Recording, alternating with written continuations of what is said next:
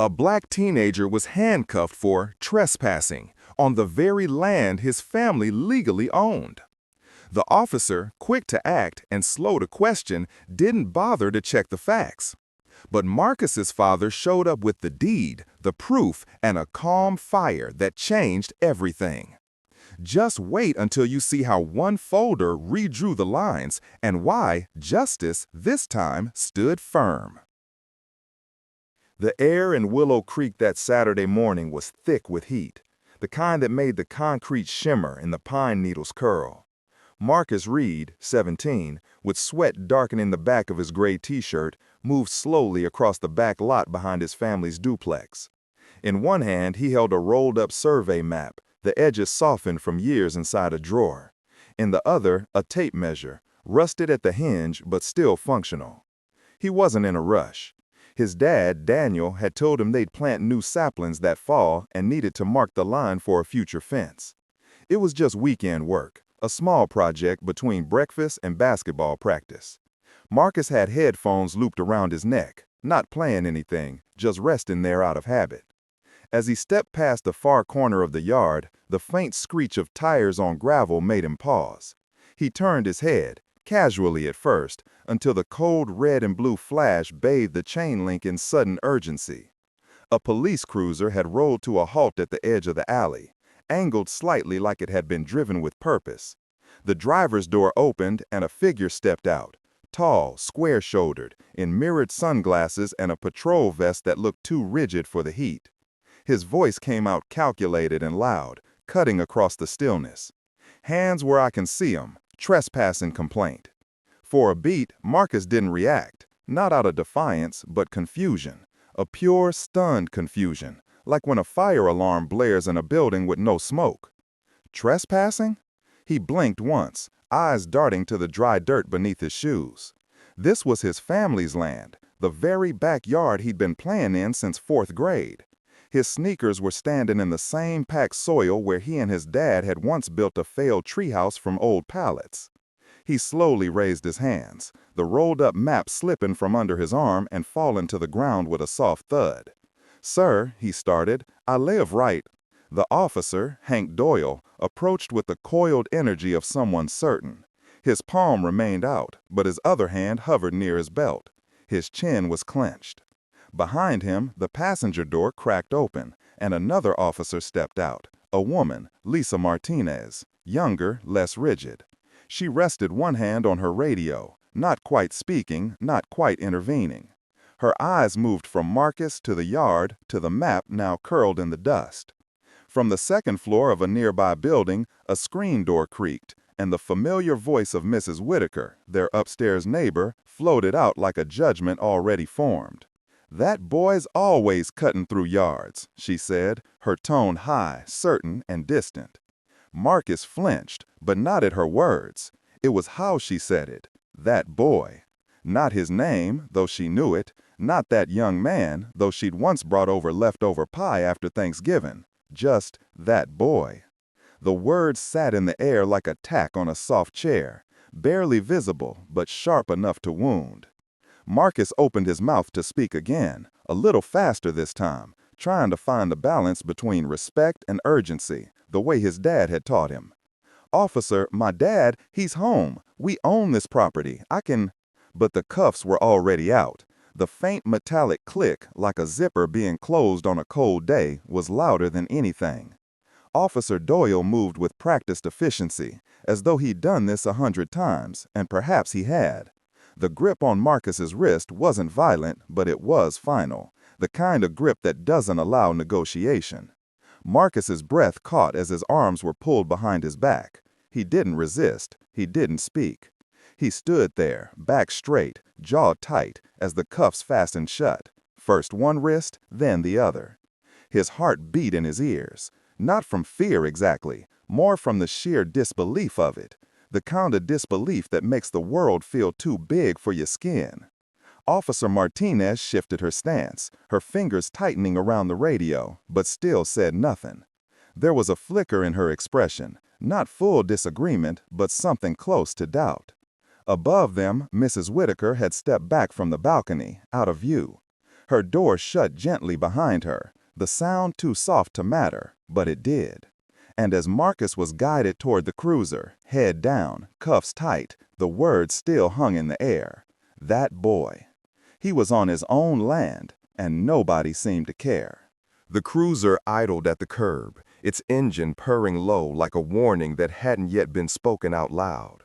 The sun bore down without mercy, and the metal roof of the squad car shimmered under it. Marcus sat on the edge of the back seat, hands cuffed, the seatbelt digging into his shoulder. But the real weight wasn't physical. It was the feeling that he'd become invisible, that no one in uniform really saw him, just the silhouette they thought they recognized. Outside, Officer Hank Doyle stood beside the open driver's door, not so much watching Marcus as he was completing a process. His voice was flat, practiced, reciting statutes and procedures like lullabies worn smooth from repetition. Subject was observed on private property, after a third-party call. No visible address markers confirming residency. Detention under preliminary suspicion of criminal trespass, per City Ordinance 1407. He didn't read it like a warning. He read it like a routine, as if this exact moment had happened a dozen times before. As if he'd stopped seeing the difference between someone doing wrong and someone simply being out of place. Doyle had served 10 years in the department. He'd walked alleys lit only by flickering bulbs, answered 911 calls that turned out to be panicked assumptions. Over time, he'd stopped looking for nuance. Decisiveness had become his shield. A decision made quickly was one less risk to manage.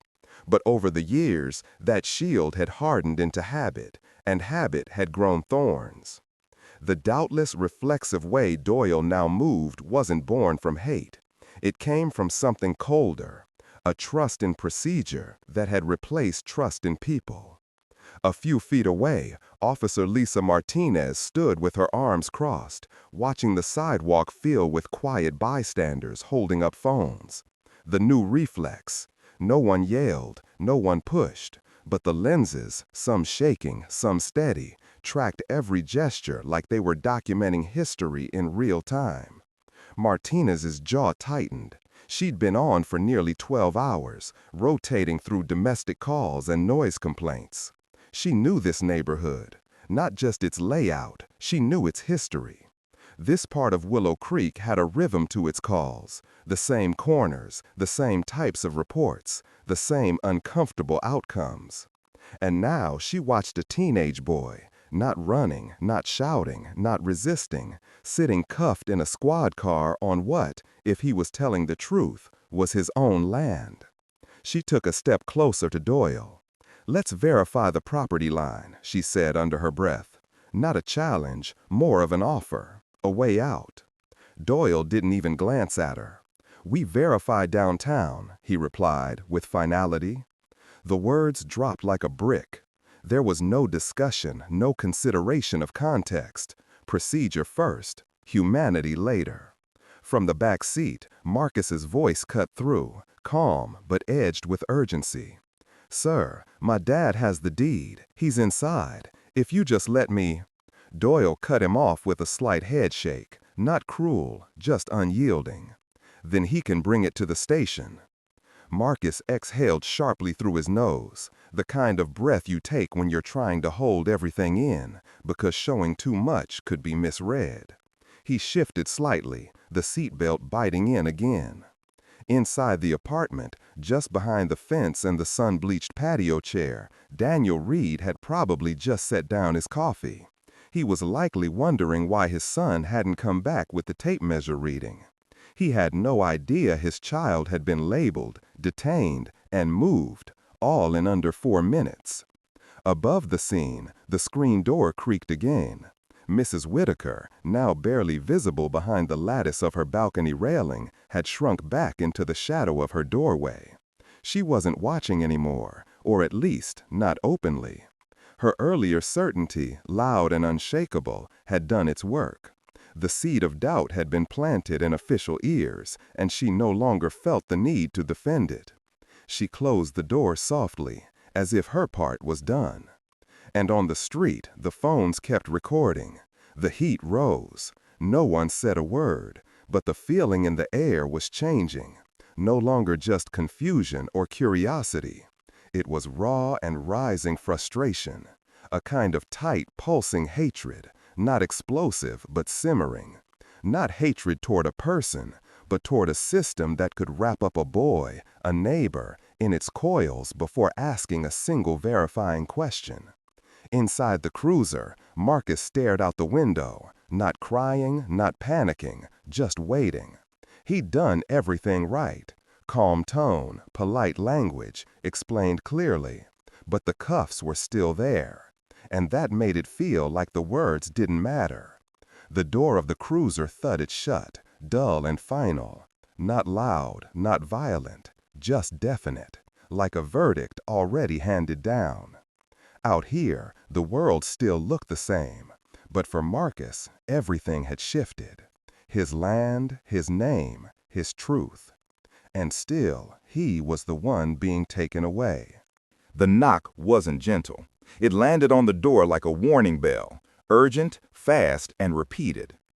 Daniel Reed opened it to find Avery, the teenager from 2 units down, eyes wide and out of breath. "They took Marcus," he said, words tumbling over each other. "The police said he was trespassing. They put him in the car." At first, Daniel stood still, not frozen, but processing. A delay that came from a life spent reading code and scanning logs for the problem behind the problem.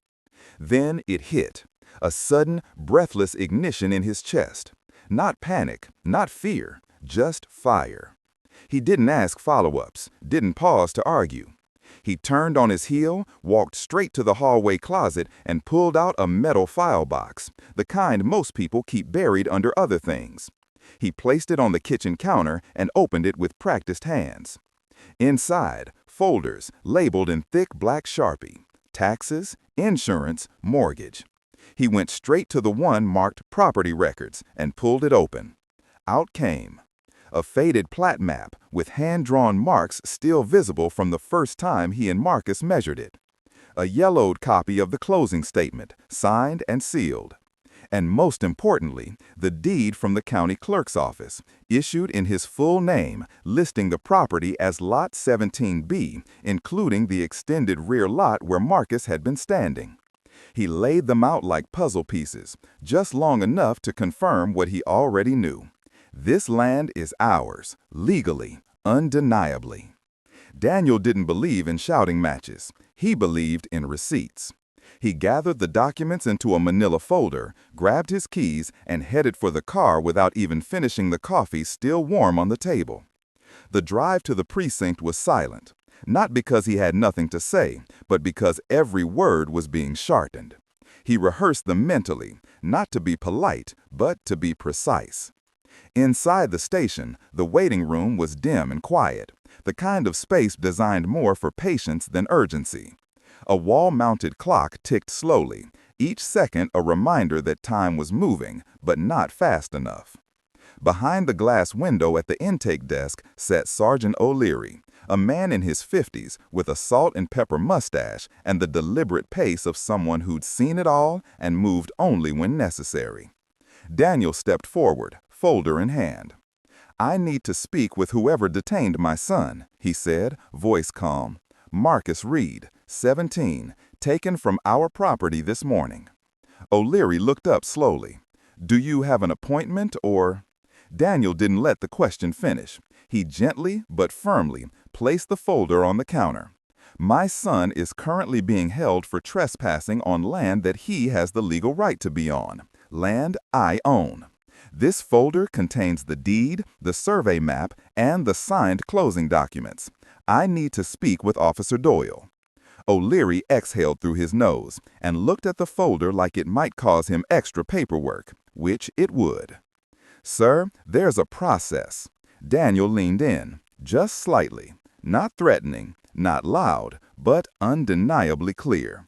"You will bring Officer Doyle, and you will bring someone with access to the county parcel maps, because if this isn't resolved now, I will walk these documents into the mayor's office today." Silence. For a moment, O'Leary seemed to measure Daniel, not by his clothes or tone or race, but by something heavier, the certainty in his eyes, the kind of certainty that couldn't be faked or shaken. Finally, O'Leary picked up the phone and dialed an internal extension. "Get Doyle and call the city attorney's office. Put someone on the line with land records." He didn't ask for details, he didn't argue, because even without flipping through the folder, he could sense what was coming. Someone had moved too fast, and now they'd have to back up. As Daniel sat in the waiting area, folder resting in his lap, he didn't tap his foot or scroll his phone. He stared straight ahead, breathing in through his nose and out through his mouth, the way he taught Marcus to do before school debates or basketball free throws. He wasn't just here to correct a mistake. He was here to remind people, firmly and with evidence, that his son belonged. And this time, no one could pretend otherwise. The interview room wasn't large, but it felt clinical in the way all official spaces do. Walls painted in neutral tones, a metal table bolted to the floor, two mismatched chairs with legs that scraped the tile if you shifted too much. A clock ticked too loudly on the wall, measuring time in slow, deliberate stabs. Marcus sat across from Officer Hank Doyle, his wrists now free but his voice still bound by the weight of what had just happened. Doyle stood at an angle, not aggressive, but composed. His stance was textbook control, shoulders square, arms relaxed but ready, a notepad in his hand with the kind of pen that clicked but didn't shake. He asked questions in a clipped rhythm, almost mechanical. What were you doing behind the residence? Can you confirm who lives at the property? Did anyone give you permission to access the rear lot? But each question carried with it an implication, that Marcus's words still needed to be proven, that his story, even now, required confirmation from outside sources. Marcus answered calmly at first. His voice didn't crack, his posture didn't slouch. He gave names, dates, details. But beneath that still surface, something was stirring. Anger. Not the loud, chest-thumping kind, but something deeper, more precise. The kind of anger that forms when you've done everything right and it still wasn't enough. Finally, he leaned forward slightly and looked Doyle square in the eyes. "Why is it so easy to believe I don't belong?" The question didn't rise in volume. It didn't carry accusation. It was sharper than that, more focused, like a medical diagnosis spoken aloud in a quiet room, a truth that didn't ask for permission to exist. For a moment, Doyle didn't respond. His pen hovered over the page, then lowered slowly. Across the room, Officer Lisa Martinez watched with a stillness that said more than words. In that moment, that exact angle, that exact posture, she saw something she hadn't expected. Her own little brother. Same green gym shorts, same tape-wrapped fingers from playing ball against the garage. Same habit of sitting up straight when being talked down to. She blinked once, then stepped out of the room. Moments later, she returned, not with a printed form or a clipboard, but with the duty laptop, already logged into the city's parcel viewer system. She set it down on the table, the screen angled so Doyle could see. Then the door opened again. Daniel Reed entered, flanked by Sergeant O'Leary, who looked less like a man overseeing protocol and more like one caught in the middle of something bigger than his rank. Behind them, a county attorney appeared on video call, framed on a small monitor mounted above the table. Daniel didn't speak right away. He didn't raise his voice or slam anything down. He simply walked to the center of the table and placed the manila folder in front of Doyle with the kind of deliberateness usually reserved for courtroom exhibits. Then, with calm precision, he opened it and pulled out the documents, one by one. The deed. Grantor, State Land Bank. Grantee, Daniel Reed. The survey plat. Dated, signed, showing Tract 17B extending a full 6 feet beyond the rear chain link fence. The closing statement, bearing the name that matched the one sitting across from Doyle. Marcus stayed silent, watching his father move through each paper like a professor walking through proof. Martinez opened the GIS map on the laptop and overlaid the official parcel lines on a satellite image of the neighborhood. Pens appeared, dates, deed numbers, digital recordings from the clerk's office. The data was not emotional. It didn't care about doubt. It simply was. For a few long seconds, no one spoke. The tension, the kind that had been quietly building from the moment the cuffs clicked shut, coughed, then shifted. It was visible in Doyle's face. His eyes tracked the property lines like a man watching a foundation crumble under his feet. For 10 years, he'd been taught a truth: decisiveness saves lives. And now that truth was colliding with something even more powerful: the measurable, inconvenient, undeniable reality of a boundary line on a government map. The county attorney's voice came through the monitor, not loud, but definitive. The land is the Reeds. The incident location falls within their legal boundary. There is no trespass. Another pause. Not awkward, just heavy. Doyle looked down at the table, then back at Marcus. Something flickered in his face. Not guilt exactly, but the slow turning of a gear that hadn't moved in a long time. Then, at last, the sound that had been waiting to happen. The soft, decisive click of a cuff key being placed back into its pouch. No apology yet, no speech, just that sound. Quiet, but full of meaning. In that moment, the line had been drawn. Not on paper, but in understanding. And for the first time all day, it held. Satisfaction didn't arrive like a celebration. There were no loud cheers, no grand speeches, no dramatic exits. It came in a quieter form, like the air finally returning to the room after you've been holding your breath for too long.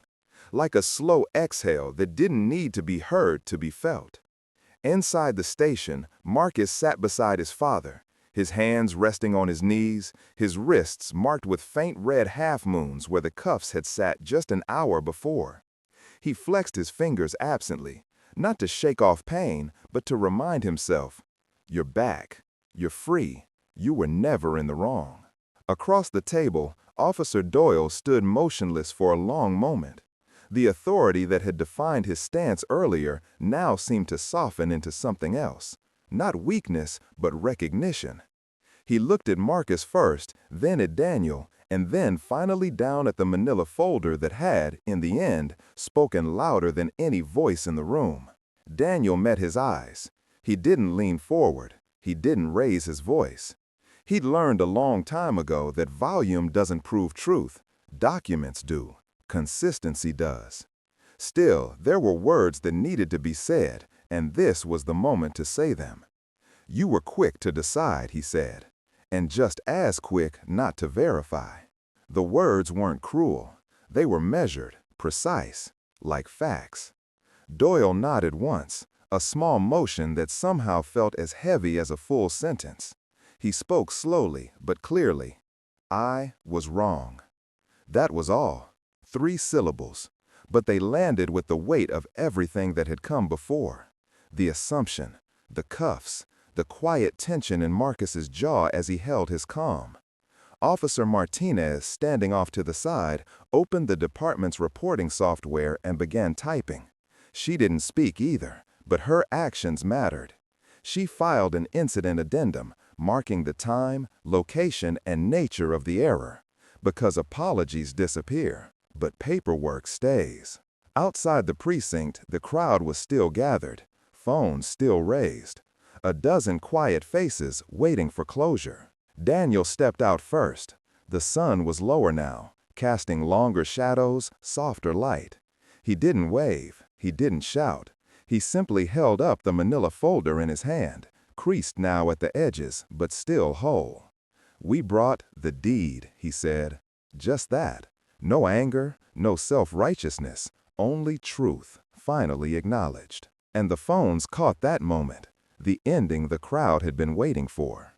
And the days that followed, small ripples spread outward. Not viral, not explosive, just persistent. Mrs. Whitaker came down one afternoon with a pie in hand and a strained smile on her face. Her words were careful, too careful. But beneath the surface, Daniel could tell what they really were. Not just an apology, but an attempt to understand the damage fear can do when it wears the mask of concern. She didn't have the language for all of it, but she brought what she could. More importantly, the department made a change. A quiet bulletin circulated to all officers. From now on, before detaining someone on a trespass call, patrol units would be required to verify property lines through the city's parcel map database. It wasn't a revolution, but it was something. A boundary moved, not by protest, but proof. By a man who kept his records, by a boy who kept his calm. The next Saturday, under a cooler sky, Daniel and Marcus walked the edge of their lot with a rubber mallet and a pocket of bright orange survey flags. They didn't talk much. They didn't have to. Each stake went into the ground with a firm, steady tap. Straight, measured, deliberate. And with every strike, they weren't just marking property, they were marking memory. Claiming space not just on paper, but in the earth itself. One tap after another. A period at the end of a long, mispunctuated sentence. The final stake stood tall, leaning slightly until Marcus straightened it. He took a step back, nodded once. It was just a post, but it meant this. The boundary is no longer imaginary, and neither is our right to stand here.